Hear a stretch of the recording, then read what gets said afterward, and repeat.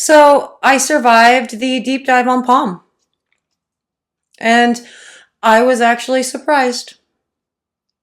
Didn't get canceled. That's cool. Actually, that video ended up being a whole lot more fun than I thought it was going to be, and the interaction has been great. There are definitely so many controversies surrounding Palm, and as I spoke about in the video, a lot of it's valid. But there are other ways to look at all of this, and I prefer to take a more nuanced approach to everything, really. But when it comes to Palm, even talking about it is always potential for just a shitstorm to happen. And we obviously don't want that. So I'm glad that I survived and I didn't need to bust out my peanut butter whiskey. So that's been good. I'm talking about Palm and the deep dive that we did on Palm for a very specific reason. Today is a recipe day and we are doing a 100% palm oil soap. That's it. That's the whole thing. I will tell you more about the palm oil soap that we are doing in just a minute. But before I do, hello, I am Mrs. Soap and Clay. Let's make stuff.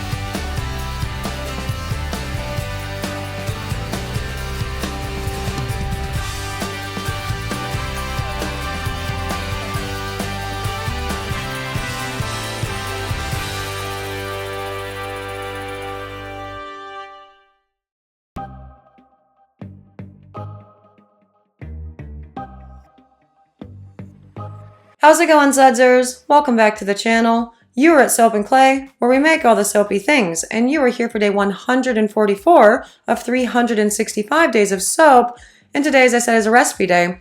Now, we're doing this because this is what I did for the coconut oil recipe day following the coconut oil deep dive, and so I wanted to sort of continue on with this trend and talk about and also do lather tests and show you the differences in 100% insert this here soaps.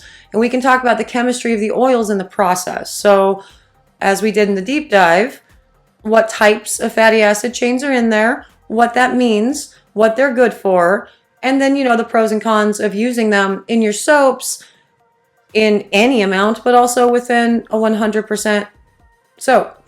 So this is what we are doing today. I'm giving you a recipe, and I'm also showing you a couple cool additives that I like to use for a 100% palm oil soap, you know, for things that do cool things to the hair and the skin and all the jazz.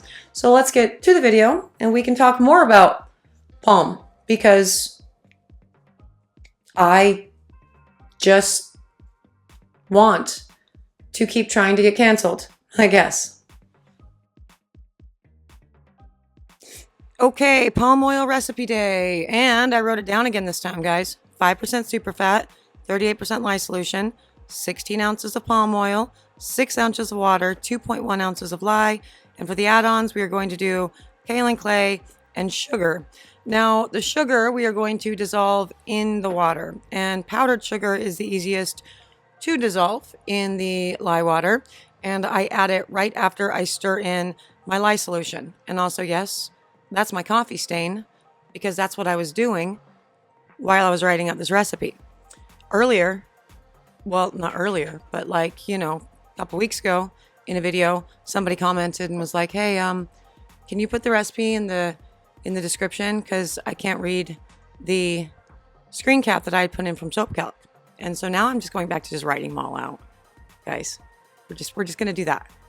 And that's going to be fine. Now, the reason for the kaolin clay and the sugar, well, I make clay soaps, but it does tend to help with creating a better lather, and then also the sugar for that as well. The kaolin clay in this batch, it's just over a 1 pound batch. I am putting in 2 tablespoons of kaolin, and only 1 tablespoon of sugar. Now, the reason for that is, and also what I'm doing here with the whatever, we are doing some emulsion checks, guys. And we are watching to actually find emulsion here, because it's all about emulsion. You just have to get it to a stable solution that does not separate on the stick, just like that. It coats the stick nicely, and it does not start to separate into oil and water again, like you would see with like an Italian dressing, basically. Now, as I said, the sugar we are putting in because I want to see if we can get a more bubbly lather. Because when we talked about it in the palm oil video a couple days ago, the deep dive, palm oil has like over 50% saturated fats. You get it. And its actual fatty acid profile is 44%-ish palmitic acid, which is really good for bar hardening, but it creates a really creamy lather. And so I want to see if incorporating the sugar can make it bubble a little better, because in my experience with palm oil soaps, they bubble basically like olive oil, and that's to say not very good. It's actually a very cool gentle lather though, which we'll talk more about, now. Holy crap, I need to get one of those pop filters since my, mouth doesn't work right and I have to talk around wires right now. I need to get a pop filter. I don't have one. I apologize. Anyway, so with this, as I said, weirdly, palm oil is a very gentle lather, and I really love it for face applications, really, and for like face bars. And the reason for that is, well, a lot of reasons, really. You look at the fatty acid profiles of palm oil, and we talked about that in the palm deep dive. But palm oil in and of itself, it really helps with the skin elasticity. It helps promote circulation. It is very gentle, but it also helps out with, wrinkles and blemishes and, again, regeneration of the skin without drying it out. This is most definitely not a drying bar of soap. So using a palmitic, especially with that nice creamy lather, would be so ideal for a good face bar, for sure. Okay, and this obviously is not actually a cut because we poured these into molds, but I do want you to pay attention to a few things. First, this bar got hard and was ready to be popped out of the mold within about 3 hours. It's going to be very similar to a 100% coconut oil bar, just because, really because we started out with a solid state oil anyway. Palm oil is solid when, cold. Also, something we did not talk about in the palm oil deep dive was how you are meant to use it. And we get a lot of questions about that. Look at the detail on that. So if you are doing a really detailed mold like this, having a reasonably high amount of palm is just beautiful. It's going to be your best bet to really ensure that it comes out of the mold beautifully and really preserves all of the detail, all of the beauty. And I'm going to show you an example because we use this exact same mold for the coconut oil as well, right? So that's the palm and that's the coconut. The definition is wildly better in the palm oil bar than the coconut. So just keep that in mind when you're formulating recipes that are going to be put into a really detailed mold. Now, for the palm oil, when you have to use it, yes, you do have to melt everything down. The reason for that is because the stearic acid tends to separate and settle to the bottom of the container, which makes sense if you have ever seen stearic acid, right? Totally makes sense. You can get the palm oil shortening. That is the no stir option, and you do not need to stir all of that down, and that will be just fine. But for something like this, for a face bar, I absolutely love. And I love this more than a 100% olive oil soap. Now, the reason for that is I don't like the sliminess of an olive oil soap, and when I am washing my face, I want it to be washed clean. I obviously do not want to leave any residue on my face that, then will cause, irritation or drying or my makeup sticking to in weird ways. And you see how cute and tiny those little bubbles are. It's a very clean rinse without being drying. There is no drying nature at all to the skin with this, unlike with a coconut oil bar. And that does, again, have to do with the fatty acids that exist within these two different types of soap.